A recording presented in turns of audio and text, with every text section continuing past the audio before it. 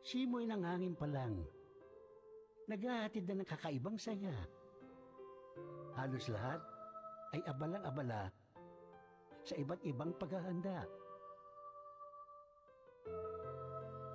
Taus-pusong inaalala ang tunay na diwa ng Kapaskuhan ay ang kaarawan ng pinakatatanging nilalang.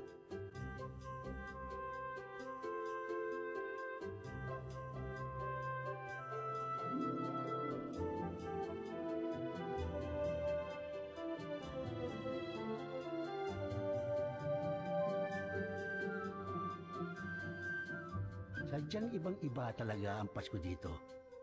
Angat na angat sa kahit saan mang lupalop ng mundo. Ang bawat isa'y may ngiting nagmumula sa puso.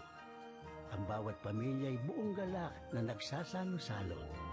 Kilala man, simpleng tao, o kahit sino pa man, ang lahat ay nagkakaisang nagdiriwang.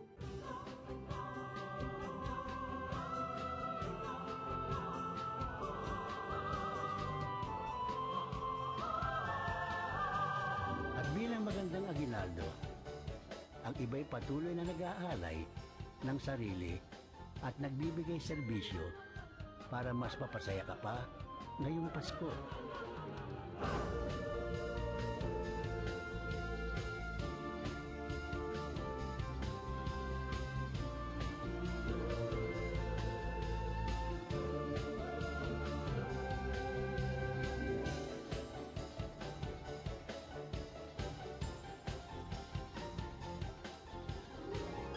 Makakalayo man sa iisang selebrasyon, tayo isang buong pamilyang nagtitipon-tipon.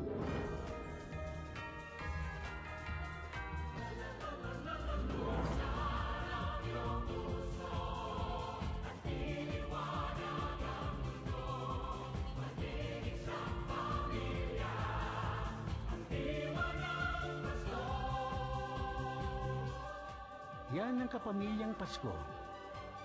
Dito at sa buong mundo.